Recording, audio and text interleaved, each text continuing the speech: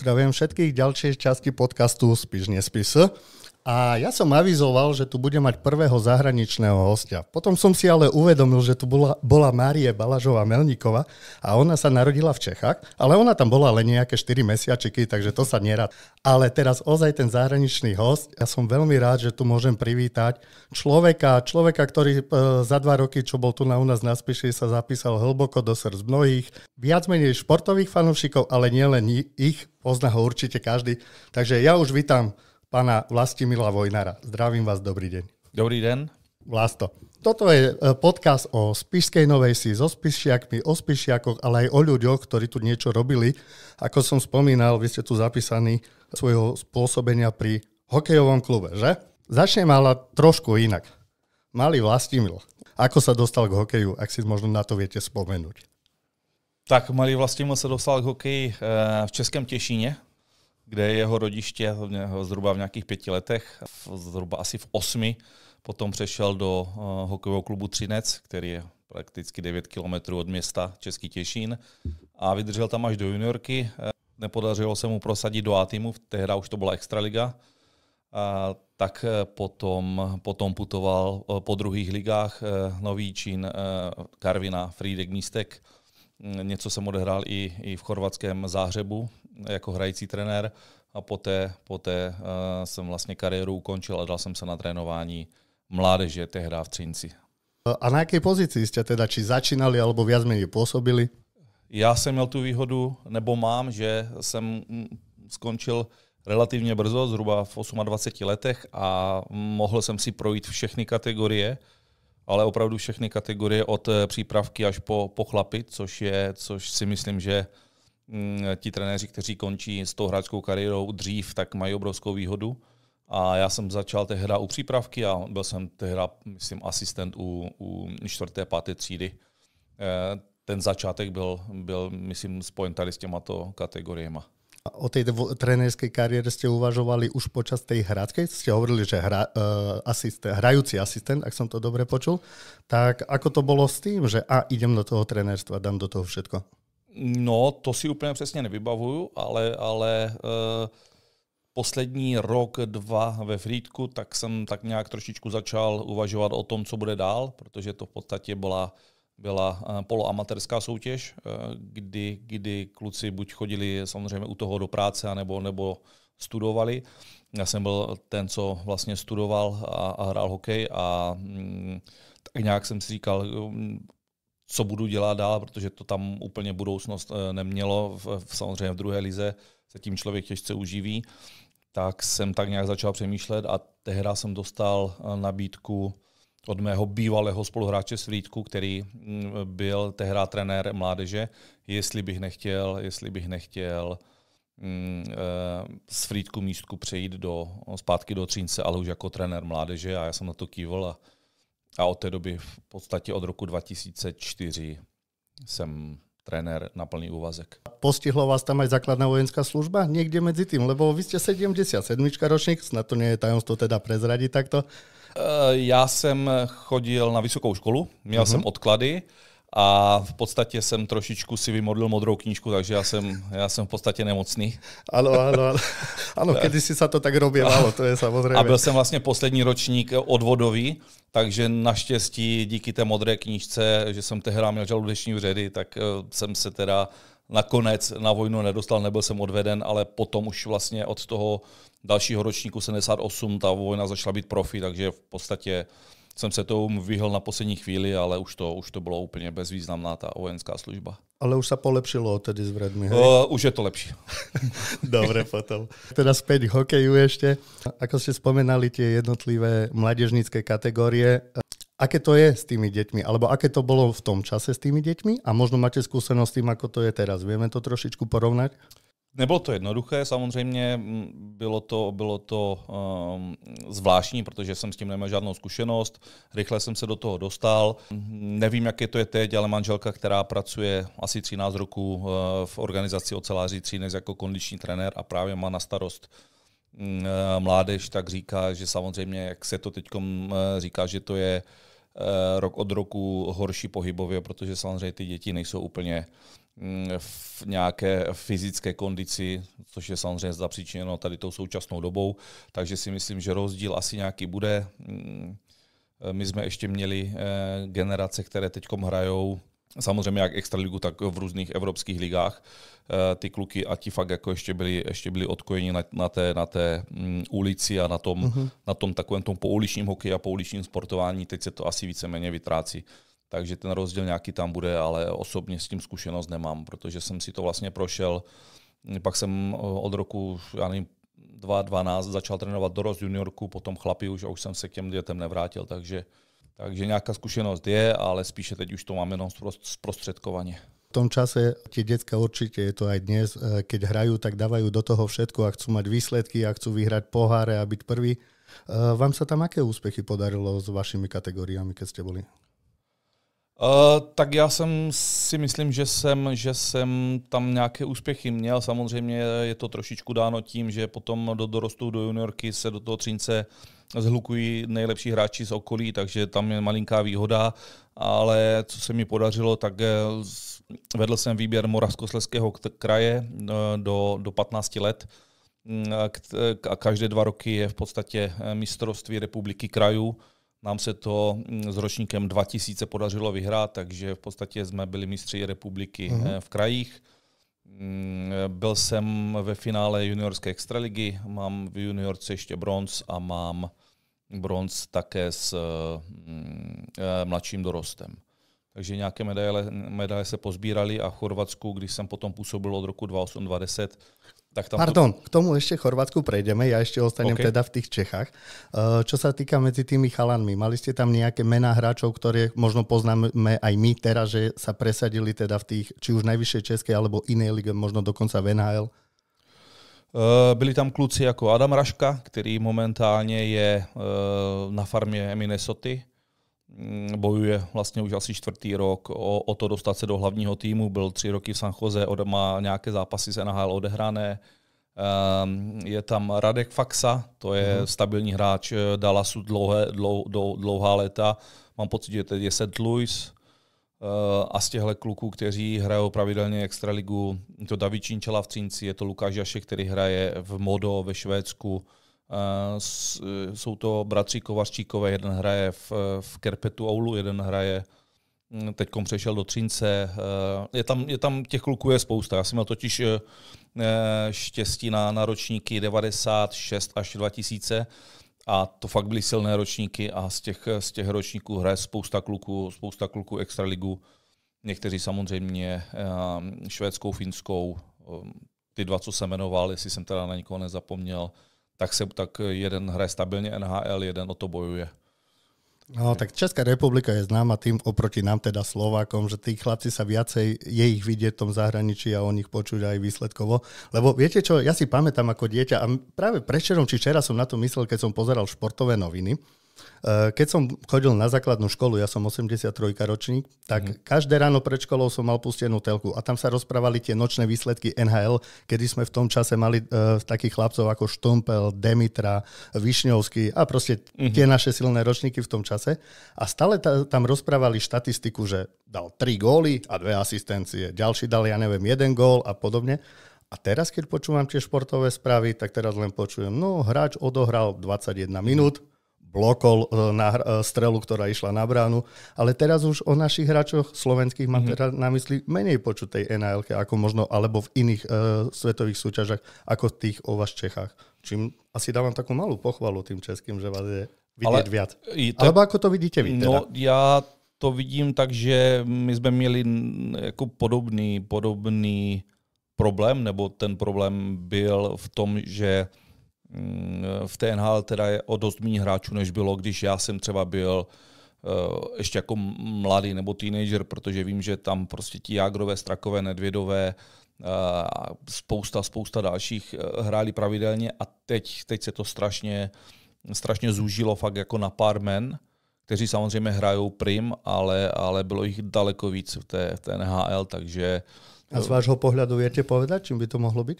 O tom se dost mluví v Česku a asi byl nějaký problém v těch mládežnických kategoriích ve výchově, v nějakém systému trénování, nebyla jednotná systematika, tam byly o tom velké debaty a nějaké sympozia, a takže se nějak určitě se začalo více pracovat, je to vidět jenom na výsledcích 20, že teď je několik let po sobě a vlastně prakticky hrajeme semifinále, finále.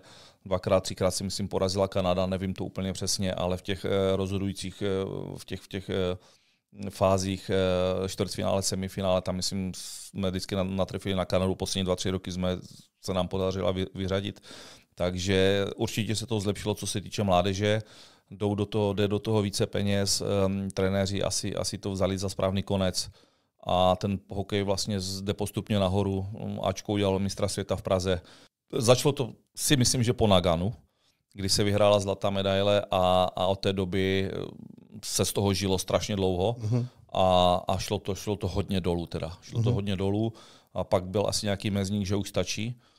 No a postupně se to zase zvedá, takže možná to čeká i Slovensko, protože taky si pamatuju, že těch hráčů tam bylo strašně moc a opravdu jako byli klíčoví, byli topoví a teďkom úplně to tak není. No. Veď aj Čínci napríklad z tej generácie, je tam Vlado Orsak, teda bol Vlado Orsak, teraz už je, včera sme proti ním hrali. Banská Bystrica tréner. Teraz tréner Banskej Bystrice, hej. Tak asi poznáte sa aj s niektorými tými chalanmi zo svojho pôsobenia.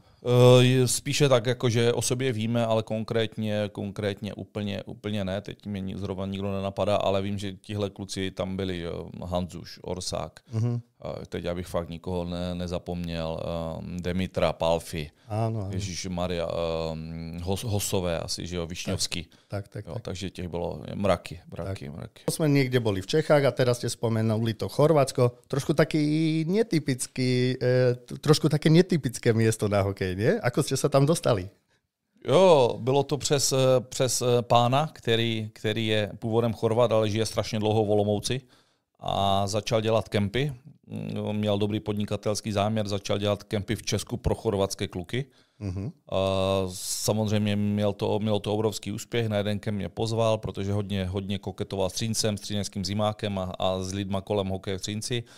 Takže jsme se seznámili a jednoho dne mi řekl, jestli bych nechtěl trénovat do Chorvatska na rok, na 2, že bych tam vedl chlapy juniorku dorost, protože ty kategorie tam v podstatě fakt jako jeden trenér pro 3 kategorie. Tak jsem teda kývl a od roku 2008 do 2010 jsem byl v chorvatském Záhřebu, kde jsem vedl teda juniorku dorost a chlapy KHL Zágreb klubu. KHL? Tá KHL, ktorú poznáme teraz? Ne, to je KHL klub hokeja na ledu, Zágreb. To je jeden ze 3 klubů, které jsou v Záhřebu. Ten nejznámější je Medvešťak Záhřeb, to je tým, který hrál dlouhé roky EB ligu rakouskou a působil podle mě ze 2, ze 3 roky v KHL. Takže tam prostě ten hokej potom zabrousil, samozřejmě na základě financí. Potom samozřejmě na základě financí z KHL to krachl, museli tu soutěž opustit, ale nějaké kořeny ten hokej v tom Chorvatsku teda má, i když samozřejmě není to vůbec na top úrovni. A možno aj tí diváci na ňo nechodia až toľko, lebo tam myslím, že to je skôr vodné polo, basketbal, futbal samozrejme v Chorvátsku. To je pravda, házená, teď jsou ve finále mistrovství světa. Kedy hrajú, dnes či zajtra? To nemám ponětí, to absolutně nevím. No já si to až pozriem, a keď dnes, tak budeme stručnější.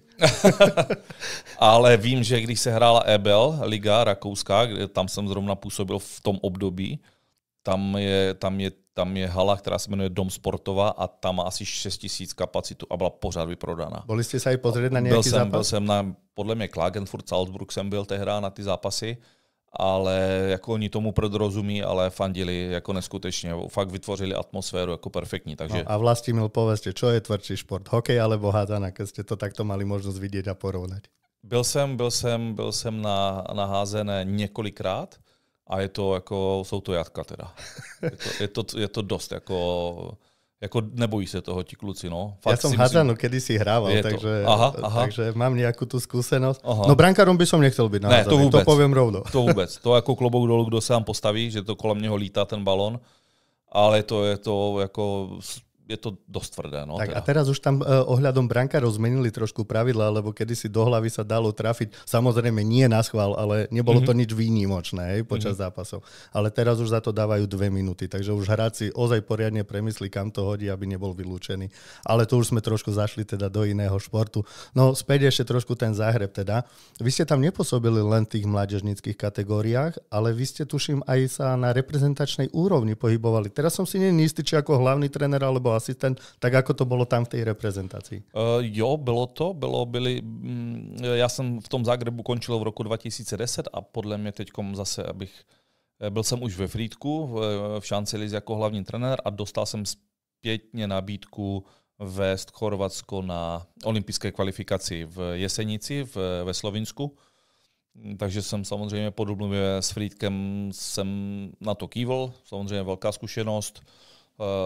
Byla to druhá fáze té olympijské kvalifikace, kde byla, myslím, Jižní Korea, Slovinsko a Litva. Prohráli jsme samozřejmě všechno, protože ty týmy už tou kvalitou jsou o level výš, zejména Slovinci a i ti Jižní Korejci, takže ale nemyslím si, že jsme tam udělali ostudu, zkrátka jsem tam, bylo to dobré do životopisu, do CVčka, že zase je tam nějaká reprezentace a momentálně teda jsem znova oslovený a pravděpodobně v dubnu pojedu na mistrovství světa skupiny B2, to je 4. měsíc. Já jsem si to teraz rátal na palcoch, že kde jsme. Skupiny B2 nebo B1 a hraje se to v estonském Tallinnu, takže zas pro mě možná bude nějaká zkušenost. A opět za tu chorvatskou reprezentaci? Ano. Měl bych tam od začátku 4. měsíce působit, jsou tam nějaké 14-3 týdny příprav a potom by se mělo letět do Estonska jestli to je B1, já ty soutěže nebo ty skupiny úplně přesně nevím, jak to je rozdělené, ale je to vlastně ta 3. kategorie. No a keď to nie je tajomstvo, tak ja sa vás opýtam. Aká je taká príprava na také reprezentačné zápasy, čo sa týka výberu hráčov alebo sledovania toho, kto je vo forme, kto nie je vo forme? Akým spôsobom si teda tréner vyberá do reprezentácie chlapov? Tak tam to je jednodušší, tam je asi 60 hráčů, kteří hrajou, takže, ale musím teda říct, že je tam spousta kluků, nebo spousta ne, ale dejme tomu ani 7 až 10 kluků je, co hrajou v Evropě. S tím, že dejme tomu Borna Rendulič podle mě hraje v Petrohradu, KHL, to je jako fakt top hokejista chorvatský. A spousta kluků hraje třeba 2. německé ligy, hrajou 2. švédskou ligu. A všetci budou k dispozici? Měli by být. Oni to berou jako hodně prestižně, takže oni pokud nejsou v playoff s tím daným týmem, a to už asi nikdo nebude, a nejsou zranění, tak vždycky přijedou. Dokonce je tady obránce v Košicích. Samozřejmě Kanaďan, který má chorvatský pas a ten by taky si myslím, že by se měl objevit na srazu reprezentace. Takže věřím, že ten tým může být dobrý a můžeme se tam nějak, nebo Chorvatsko by se tam mohlo ukázat v nějakém solidním světle. Navíc měl bych tam jet na začátku toho 4. měsíce a tam vrcholí playoff, takže nějaké zápasy bych měl vidět a samozřejmě ti manažeři, co tam jsou, nebo ten manažer, který to skládá, tak má přehled o těch hráčích, takže už to bude jenom spíš takové jenom odsouhlašení těch kluků. No tak už sa teším, tak budem to sledovať, tie výsledky, ako tam dopadnete a držím palec, aby ste to potiahli a postupili teda vyššie. Takže Česko za nami, Chorvátsko za nami a myslíte, že kam teraz budem smerovať svoje otázky? Asi tady. Výborne, šikovný chlapec. Čo Spišská Nová Ves, čo sa týka, keď vás prvýkrát oslovili, aké ste mali predstavy o tom, kam idete, čo idete a celkovo tie prvé pocity z toho? Věděl jsem samozřejmě, kde Spišská Nová Ves leží. To jako tady v tomhle si myslím, že jsem silný. Geografia byl váš oblíbený předmět. Hlavně jsem ho vystudoval, takže jsem... A byl jsem tady párkrát na turnaji jako děcko, jako dítě, takže vím, že kde to je. Byl jsem tady dokonce na mistrovství světa 18, které teď nevím, neřeknu v jakém roce, ale vím, že to byly ročníky 99. Nevím, či nie 2016, ale nechcem kecať. Může být. Byli tady vlastně kluci z Třince, Roman Hrehorčák, hráli vlastně za slovenskou repre, takže jsem tady byl. No a nevěděl jsem teda, jak Spišská ročník předtím skončila v lize, to se přiznám, že ne. To jsem si potom rychle zjišťoval, ale tak nějak věděl jsem, že Slovenská extraliga má kvalitu, to jednoznačně má, i když po mé zkušenosti momentálně v Česku je celkem podceňovaná, ale tak to je. Takže jsem tak nějak, nějaké informace jsem měl, něco jsem si potom zjišťoval dál. No ako to bolo? Kto vás oslovil, alebo ako to celé začalo? Tak oslovil mě vlastně Rišo s Braněm a s Radem Hajcerem. První kontakt proběhl online přes webkameru, kde proběhl nějaký první kontakt a potom jsem tady jel na nějaké takové sezení. Jak jsem se potom dověděl, tak jsem tady nebyl sám, bylo tady víc trenérů na nějaké, jak se tomu řekne, Výběr na nějaký konkurs. Tak konkurs je a teda pro mě dobře, že si teda vybrali mě, tak po nějakých asi 2 dnech volali teda, že by ta spolupráce teda klapla, jestli bych s ním souhlasil, tak jsme si řekli nějaké podmínky. Ty jsme samozřejmě měli rychle odsouhlašené, no a takhle začala anabáze ve Spišské Nové Vsi. Že ste teda do toho išli, určite nebolo len vaše rozhodnutie, ale je to predsa zásah s tým, že z Čiech sa ide teda na Slovensko. Čo rodina? Bavili ste sa aj s ňou o tom? Tak samozřejmě první impuls a první souhlas mi dala manželka. Pozdravujeme, ďakujeme. Tak, bez které by se tady ty 2 roky určitě neudály a neposunulo mě to dál v kariéře, takže samozřejmě patří největší dík, které byla součástí tady toho i těch dobrých dní, těch samozřejmě horších, které tady byly. Ona tu s vámi byla celý čas, jak se můžeme opýtať? Jezdila fakt jako co mohla, tak jezdila vlastně z Čech. Naštěstí to nemáme daleko, protože Třinec je kousek od slovenských hranic, takže nějaké 3 hodiny cesty, ale i tak pro ženskou sama v autě vždycky večer sedla do auta, ve čtvrtek třeba přijela a v neděli se vracela, takže co mohla, tak byla víkendy tady. Já samozřejmě, když jsem měl nějaké volno, tak buď jsem sedl do služebního auta, nebo jsem tady sedl na RegioJet a byl jsem za 3 hodinky doma, takže tak nějak jsme se snažili to udržovat, ale jo, jsem za to strašně rád, že teda mi dala svolení a že to ty 2 roky potom proběhly, jak proběhly. No a my si ich pomaličky postupne prejdeme, nepovieme to len, že prebehli, ale trošku sa okolo toho budeme baviť.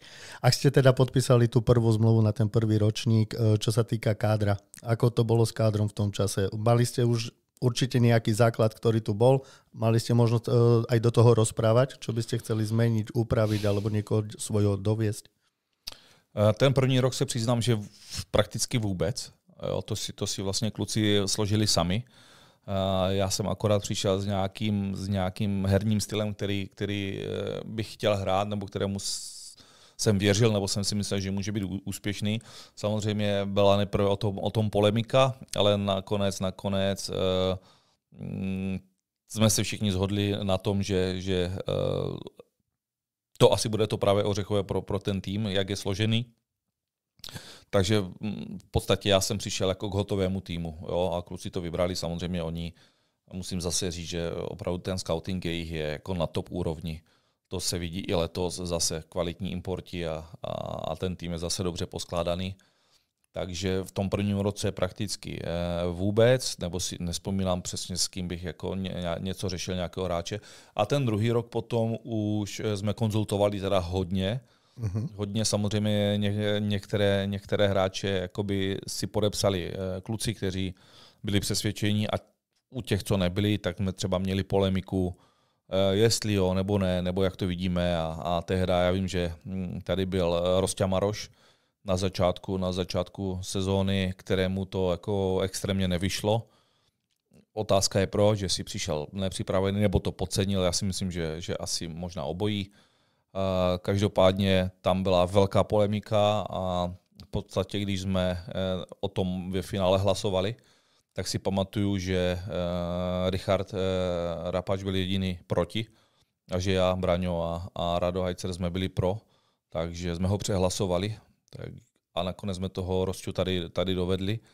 A bylo to ve finále potom špatné rozhodnutí, ale to člověk těž nemůže vědět. Přesně tak, ale nemůže se zas povést, já nevím, z 8 importů 8, vždycky je někde nějaká, to se stalo i tady. Jo, měli letos Andrusiaka, mám pocit, taky začátek dobrý, ale potom ve finále zjistili, že to není takový přínos, poslali ho do Zvolena, podle mě skončil i tam, takže v tom druhém roce už jsem se tam více zapojoval do nějakého výběru hráčů, ale vlastně slovenské jádro bylo podepsané, ti importi.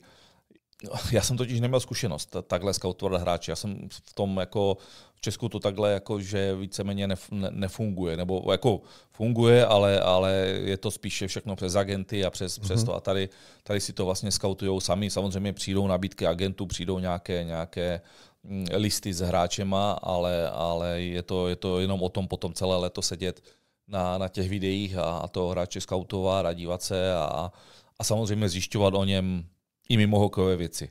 Takže v tomhletom jsou silní a díky tomu ta spišská hra je pořád jako prim v té slovenské extralize. Tak, darí sa chalanom a samozrejme držíme palce. Čo sa týka ale vášho pôsobenia, tá prvá sezóna, s akým cieľom ste išli a ako ten cieľ teda dopadol z vášho pohľadu osobného, čo ste si povedali, že chcem to. Splnilo sa to nad očakávania, pod očakávania? Tak určitě nad, protože jsem samozřejmě nevěděl, do čeho jdu. Byla to první jako velká štace, protože Slovenská extraliga, ať to jak chce, je to nejvyšší soutěž v zemi dané, sledovaná mediálně a novinářema a vlastně veřejností. Takže my jsme měli cíl hlavně se dostat do playoff. Potom, jak ta sezóna šla, tak jsme chtěli se dostat do playoff do 6. místa minimálně, aby jsme šli přímo. A to se splnilo, To se splnilo a samozřejmě potom víceméně jsme šli do toho prvního playoff, do toho čtvrtfinále proti té Bánské, že už nemáme co ztratit, ten cíl byl splněný a povedlo se nám 4-2 či 4-3? 4-3 na 7 zápasů. Samozřejmě klíčový Martin Revaj, který prostě to rozhodl v tom 7. zápase. A to bylo v Bystrici. Na tom zápase jsem byl. Jo, bylo to v Bystrici, takže tam byla obrovská euforie. Ale my jsme tam měli nakročeno i se Zvolenem teda. My jsme tam měli nakročeno a tam nám fakt chyběl kousek. Tam jsme dostali podle mě v 7. zápase gól z penalty, z trestného střílení nějaký. Já už si to potom přesně nepamatuju, ale tam jsme taky vlastně prohráli na 7. S Bystricou na 7 vyhráli a na 7 zápasů prohráli se Zvolenem.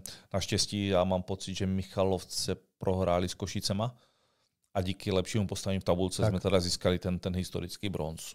Takže ta sezóna byla, já si myslím, pro všechny nad očekávání. A takto odstupom času, ak si spomeniete na tie zápasy proti Zvolenu, teda urobili by ste možno čosi inak, aby sa prekročila tá prekážka na ceste do finále?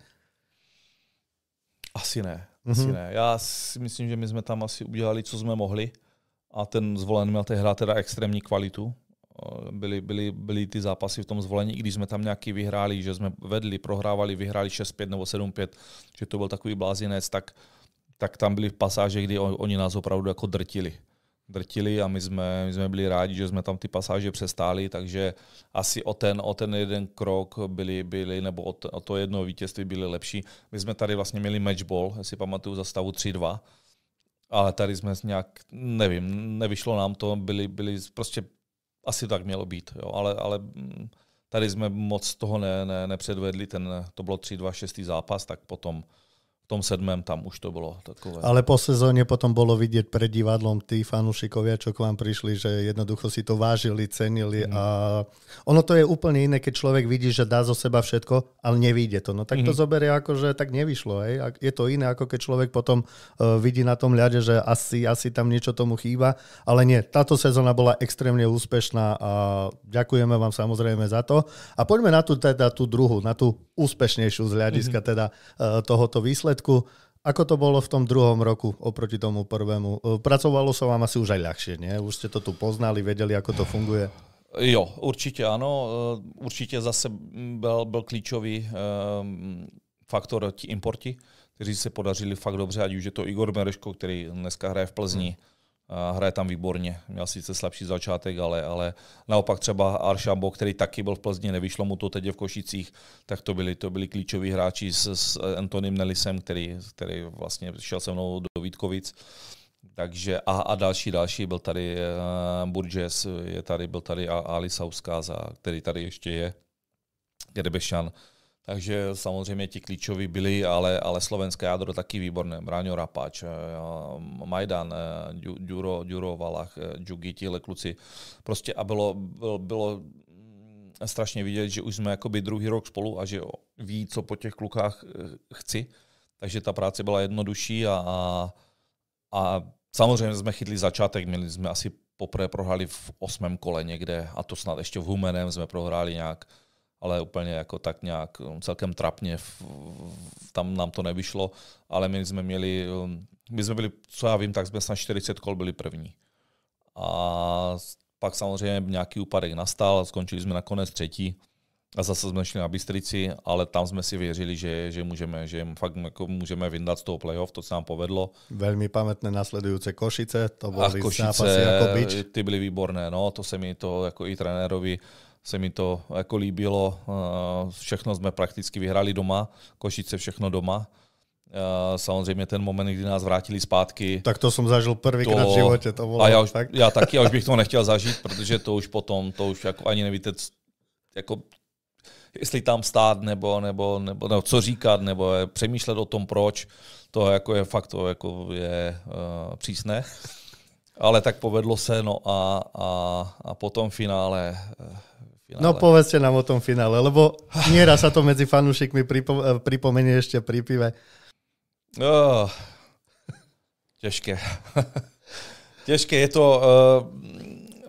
Asi nevím, jestli jsme určitě jsme byli teda vyždímaní z té série, to jednoznačně, hlavně psychicky. Tam byl strašně málo času na odpočinek, tam byli snad 2 dny a mám pocit, my jsme ani v podstatě to nebyli schopni pořádně připravit, naskautovat a to, co jsme do té přípravy dali, tak ti kluci, nevím, jestli to vnímali, nevnímali. Šli jsme tam, že prostě už jedeme, že se to dohraje, že to fakt jako doklepneme. Nemyslím si, že jsme ty zápasy odehráli špatně, bohužel, když to řeknu lidsky, tak to, co my jsme nedali, tak Nitra prakticky z každé větší šance dala. Tak inak paradoxne je, že hovoríme o najúspešnejšej sezóne v histórii Spišskej Novej Vsi a mám pri tom trošku takú tú ako keby trpkú príchuť, ale pritom akože skutočne to bolo zase sezóna, ktorou ste naše mesto pozdvihli, poukázali naň a veľa sa o tom hovorilo. Je to teda najúspešnejšia sezóna a možno aj bodka. Tak já věřím, že možná bude ještě letos úspěšnější, že kluci na to navážou a samozřejmě to je, když to řeknu, tak to, abych byl zbytečně skromný, ale tak je to samozřejmě zásluha všech lidí v tom klubu, to je jako jak se říká, že vyhrávají hráči, prohrává trenér, tak samozřejmě možná jdu jakoby nejvíc vidět, ale je to fakt jako zásluha od Ríša přes Rada Hajcera i přes holky, které pracují tam na Radka, takže co tam pracují na tom ekonomickém úseku a samozřejmě výborní asistenti Vlado Záborský, Martin Saluga, Peťo Faltin vedoucí. A je to určitě to bylo i v tom, že jsme si sedli lidsky všichni tam. Samozřejmě těch konfliktů, hádek jako bylo dost. Jo, bylo dost, to jako nebudu říkat, že ne.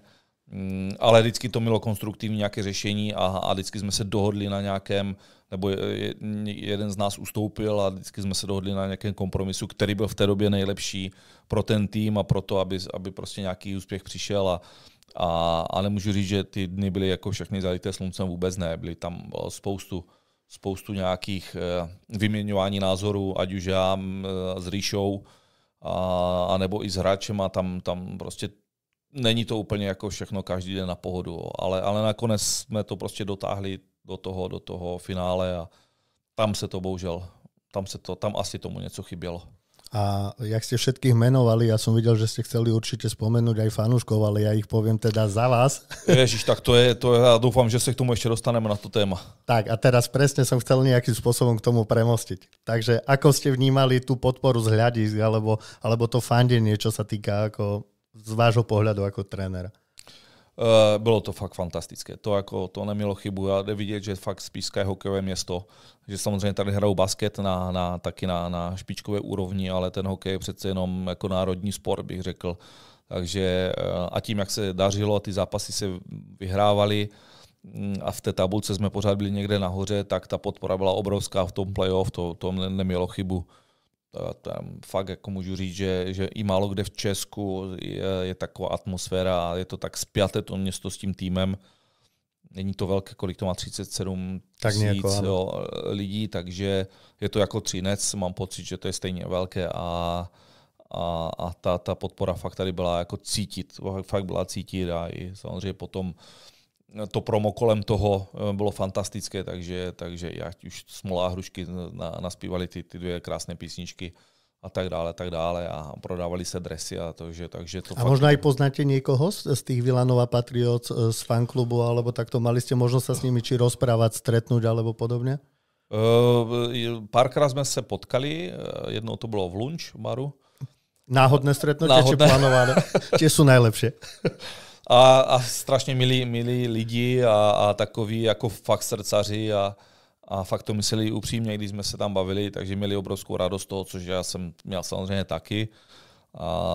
A včera, jak jsem byl na hokeji, tak ta atmosféra pořád parádní. Samozřejmě kluci hrajou dobře, je to umocněno tím, že hrajou dobře, že kdyby asi byli 9, tak ta atmosféra taková není, ale jo, prostě ti lidi tady jsou jako fakt, jako musím říct teda výborní. Sú výborní, ale napriek tomu ešte poviem, ale mohli by sme tam chodiť vo väčších množstvách, lebo vidieť ešte občas prázdne nejaké to sedadlo a to určite aj tých hráčov poteší, keď vidia plný dom a jednoducho si povedzme aj rovno, aj ekonomická výhoda z toho súvisiaca, takže ešte kto chce prísť na hokej, určite nech sa nehambí a nech sa tam zastaví. Všechny pozývám, protože fakt hrajou dobrý hokej a ta atmosféra tam samozřejmě čím víc lidí, tím to je lepší.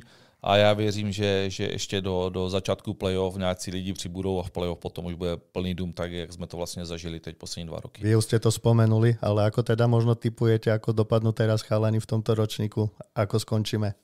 Jednoduché to nebude, Košice jsou výborné, samozřejmě potom ty týmy kolem, to je takové střídavě oblačno, sleduju to dost, teda tu soutěž a myslím si, že mají strašnou šanci zase získat medaili, když ne zlatou, tak já si myslím, že nějakou určitě získají, pokud skončí v tabulce minimálně druzí, tak když uhrajou kolo, tak mají medaily, takže já věřím, že zase se to ještě ten hat-trick nějaký bude, třeba když ne zlatý, když já věřím, že třeba by mohl být, tak věřím, že nějaká tam zase cinkne. Sami sme určite všetci zvedaví, ako to dopadne a budeme držať palce. Ale tréner nie je len tréner. Tréner je aj človek, ktorý zažíva rôzne veci, aj tu na Spišskej Novej Vsi. Teda, čo hovoríte teraz známym kolegom, alebo niekto, kto sa vás opýta, čo je Spišská Nová Ves, či sa tam oplatí ísť, alebo aké sú vaše skúsenosti s týmto mestom a okolím? No tak díky tomu, že se dařilo, tak jenom pozitivní, protože fakt lidi fantastiční, ať už v restauracích a v obchodech, kdy třeba mě oslovili, prohodili jsme pár slov. Kromě města, které je fakt jako útulné, pekné, samozřejmě příroda kolem, paráda. Ste ten, čo si miesto Korčuli dá na nohy aj turistické topánky a ide niekam sa prejsť? Viem, že včera sme sa s Tatier kontaktovali, takže máte čo to zbehané po okolí? Musím říct, že jo, že teda za 2 roky, co tady vždycky manželka přijela, tak jsme vlastně slovenský raj prochodili a Tatry, teď vlastně, co jsem tady od středy, tak jsme byli 2krát na Štrbském plese na běžku. A snad neurazím otázkou, ja sa opýtam, čo ste mali obuté? Běžecké boty na jakoby běžky. Dobre, lebo niektorí v sandáloch som počul. Ja, klasika. No. Áno, dostal jsem to od kluku na takového Secret Santu, jak se dávají dárky anonymní, tak samozřejmě mě to neminulo, tak jsem dostal bílé ponožky a sandály. Klasika taková.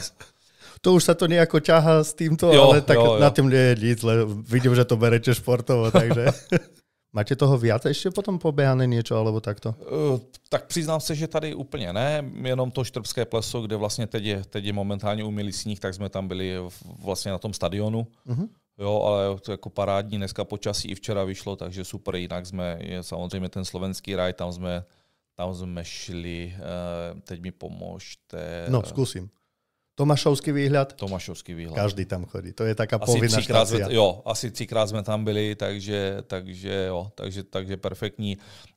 V létě loni vlastně Zubačka až na Štrbské pleso z Popradu, tak jsme si to projeli tímhle, jo, na hřeběnok, šli jsme ty vodopády, nějakou tu cestu vodopády z hřeběnku dolů se někde schází, tak to jsme jako prošli jsme toho dost, si myslím. Tak, a to treba, lebo tu nie je ozaj pekne a človeku tak zbehne čas a načerpa tej síly aj z tej prírody, ktorú tu máme peknú. Máte skúsenosť aj s inými športami tu na Spišskej Novej Si, že ste sa boli možno pozrieť na ten basketbal, futbal a podobne? Byl jsem několikrát, teda musím se přiznat, na basketu. A s Teo Hojčem jsem v kontaktu, nebo co jsem tady byl, tak jsme se celkem pravidelně potkávali, nebo si napsali. On naopak vždycky chodil potom na hokej. Takže a i teď, jak jsem vlastně odjel, tak jsem tam si prohodíme pár vět. Byli jsme tam dokonce i, si myslím, celý tým na nějakém zápase, kdy jsme tam jako šli podpořit Spišskou po finále, to bylo, myslím, byl jsem tam vlastně i s manželkou, jsme to 2krát navštívili. Takže na fotbale se přiznám, jsme byli jenom jednou v nějaké přípravě a to ještě jako ala team building, že kluci se tam šli podívat. Tak sme tam byli, tehda vlastne hrali druhou ligu. A čo manželka, lebo ste ju niekoľkokrát teda spomenuli, tej sa čo tu na najviac páči, keď sa zastaví, alebo kamaráda si vybehne? Tak spoustu věcí. A fakt musíme říct, že my jsme tady vždycky si našli nějaké vyžití, jo, ať už tady v Metropolu, že by zajdeme třeba do sauny, nebo někde na nějakou dobrou večeři, nebo i ten slovenský raj Tatry. Takže a samozřejmě, když přijede, tak vesměs šla na hokej, když jsme hráli doma, i ten basket jsme absolvovali, byli jsme i v Košicích se podívat, takže jsme fakt jako, tady jsme se teda nenudili, že jsme leželi na apartmánu, navíc jsme tady chytili koncert, já mám pocit, sám sebou. Áno, to sú miestni, to sú tu na chalani. Jo, ta je výborná taky, tak to jsme. A vlastně to bylo i u Ďura Valacha, podľa mňa tam hráli. Áno, sám sebou ste mali možnosť tiež vidieť na sídlisku Východ, keď pred 2 rokmi sme tam organizovali tú akciu pre Jerguška, kde sa stretol krásny počet ľudí, kde každý pridal ruku k dielu, čo sa varenia gulaša týka. Či už to boli fankluby, futbalu, basketbalu, hokeja, materská škôlka Slniečko. Vidíte, spomenuli ste tú akciu. Čo na ňu hovoríte, ako na ňu spomínate? Výborné, fakt ako výborné. Kúsek sme to měli z apartmánu, takže sme se prošli.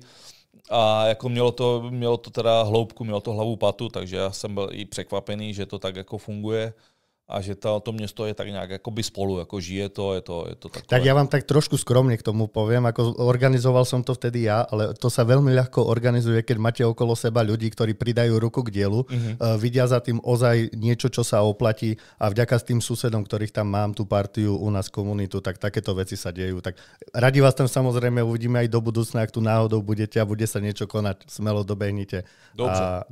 Verím, že sa vidíme.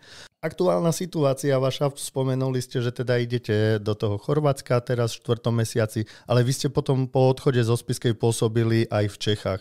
Ako to tam prebiehalo? Vieme teda, že nie je úplne najúspešnejšie, ale takto odstupom času, alebo takto inak sa opýtam. Mali ste možnosť pokračovať v Spišskej a rozhodli ste sa ísť teda do Čech? Úplně ne, protože jsme se s Ríšou dohodli, že prostě po 2 letech to ukončíme a že zase se oba dva nějakým způsobem posuneme dál. Já jsem teda dostal nabídku z těch Vítkovic, hlavně co mě teda táhlo tak domů, že jsem vlastně 2 roky byl ve Spišské, předtím jsem byl rok v Prostějově, je to přece jenom všechno na dojíždění trošku z ruky, takže jsem tam bydlel v těch destinacích, takže teď jsem dostal možnost trénovat extraligu. Schválně jsem chtěl jít jako asistent, abych si to trošku ošahal, abych tam neskočil rovnýma nohama, takže víceméně mi to tak nějak všechno sedlo. No, každá zkušenost je dobrá zkušenost, když tohle byla, teda ta se moc nepovedla. A od první chvíle to nebylo úplně OK a nebylo to OK hlavně po nějaké takové té stránce toho vnitřního pocitu. Že mi to prostě tam něco nesedělo a i přesto, že jsme tu soutěž nějak začali relativně dobře, pak jsme měli nějaký virus, nás tam skolil, od toho jsme se do toho nemohli dostat jako tým.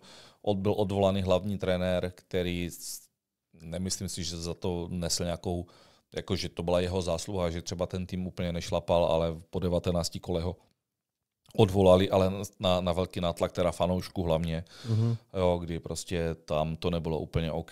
Tam je taký prísný fanoušik, že dá to pocítiť? Celkem jo, tam fakt jako můžou trénovat jenom ti trenéři z regionu a nejraději ještě ostravští. Jo, a nejraději ještě bývalí ostravští hokejisti, takže já jsem tak nějak k tomu přišel v úvozovkách jako slepý k houslím, samozřejmě jo, svěřili mi to, ať to dál pokračuje. Pořád jsem ten vnitřní pocit měl takový, že jestli to nějakým způsobem zvednu, tak to bude zázrak, protože my jsme se s tím hlavním trenérem prakticky na všem domluvili. Jo, na systému, na trénincích a na nějakém chodu toho klubu a teď jsem měl já jakoby být hlavní, něco změnit a já jsem toho moc změnit nemohl ani nechtěl, protože v podstatě, jo, takže to byla taková patová situace. Nějak pořád jsem si říkal, jestli do toho jít nejít, šlo to strašně rychle za sebou, v pátek byl odvolaný, v sobotu jsme jeli do Boleslavy, já už jsem měl jakoby hlavní, teďkom v té Boleslavi se vyhrálo, takže to bylo jako jak na nějaké horské dráze, vždycky se jeden vyhrál, pak se prohrál, pak se dva vyhráli, pak se dva prohráli a pořád to nějak plynulo, až potom o Vánocích v Třinci jsme dostali 4-0 v derby a od té doby jsme prohráli 6 zápasů v řadě a já jsem to víceméně z mojí iniciativy ukončil, ale byly tam samozřejmě další interní věci, ať už to, že jsem se třeba nedomluvil na smlouvě za 2 měsíce, nedomluvil jsem se na tradech, které jsem chtěl udělat, nedomluvil jsem se na tom, abych měl ještě k sobě dalšího asistenta, protože jsme začali ve 3 a byli jsme vlastně, pak ke mně přišel trenér z juniorky, takže jsme byli jenom ve 2, ta práce je toho tolik, že by fakt bylo, nebo je potřeba být ve 3, to mi nebylo jakoby umožněno,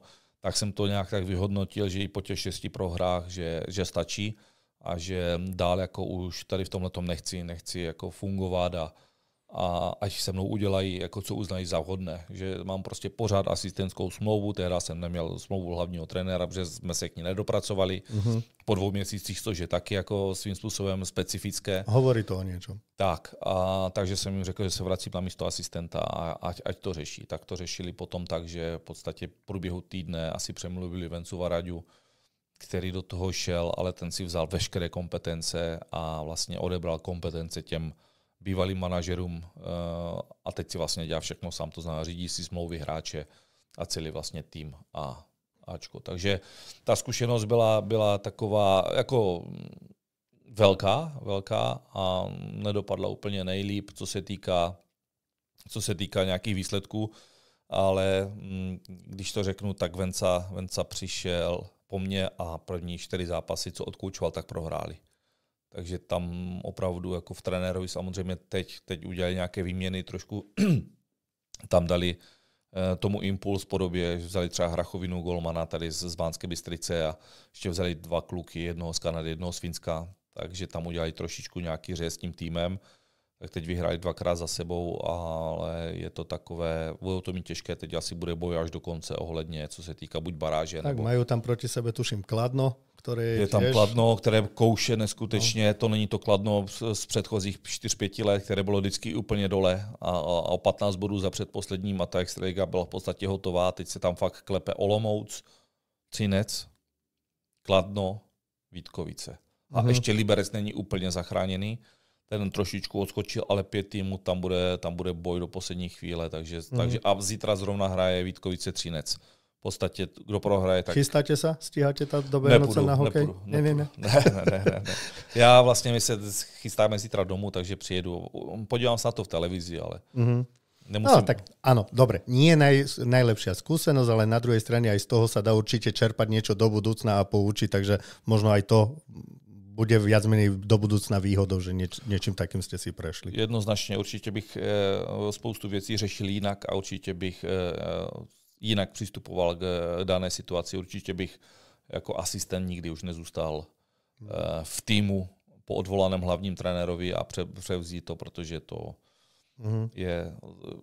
není ten impuls takový, jaký by měl být, si myslím. No a Vlastimil, ja chcem chodiť po Spišskej Novej Vsi so styčenou hlavou. A keby som sa neopýtal túto otázku, ktorú teraz položím, tak by som dostával od chalanov poza uši. Takže mne to nedá. Objavili ste sa včera na zápase Spišskej Novej Vsi a veľa ľudí si určite povedalo, že čo sa chystá. Tak pán tréner, chystá sa niečo? Přijel jsem tady, protože potřebuji vyřešit daně. Potřebuji vyřešit zdravotní a sociální pojištění, protože momentálně jsem v Česku nezaměstnaný, takže jsem si potřeboval tady vyřídit papíry, které mě potom opravňují k tomu, abych to mohl dát na pracovní úřad a vyřídit si tady vlastně daňové přiznání za první 4 měsíce loňského roku. A samozřejmě měli jsme to s manželkou skloubené, takže Spišská hrála doma, takže se zajdeme podívat. S klukama jsem denodenním úplně ne, ale jsme tady vlastně v kontaktu v podstatě pořád s trenérama, takže jsem jim to jenom oznámil a to je víceméně asi celý důvod návštěvy Spišské Nové Vsi. A samozřejmě po tom blázinci 2měsíčním ve Vítkovicích jsme si říkali, že si tady přijedeme trošku i odpočinout, podívat se a vlastně i do těch Tater a skloubit vlastně povinnosť i s nejakým voľným časem. No a ja si vážim, že počas vášho voľného času ste si našli čas aj na tento podcast a že ste prijali moje pozvanie. Máme už tu nejakú 55. minútu podcastu. Ja som vám hovoril, že ono to zbehne rýchlo. A na záver už je tu priestor pre vás. Pre vás bez toho, aby som sa vás niečo opýtal. Takže ak máte potrebu, chuť alebo chceli ste čokoľvek povedať do tohto mikrofónu, nielen pre Spišiakoch, ale pre každého, čo to počúva, tak nech sa páči, priestor je váš. Tak já v prvé řadě moc děkuju za pozvání, strašně milé, dobře se mi povídalo s váma. Musím říct, že Spišská jako město mi strašně teda přirostla k srdci za ty 2 roky a budu se tady vždycky rád vracet a možná se cesty zase někdy spojí. Uvidíme, jestli to bude dřív nebo později, ale určitě jsem strašně rád za ty 2 roky, které jsem tady strávil a je to prostě pro mě výborná zkušenost a nikdy na to nezapomenu. A ja som veľmi rád, že Spiš nespí s Vlastimilom Vojnárom. Ďakujem, držte sa. Děkuji, mějte se, dovi.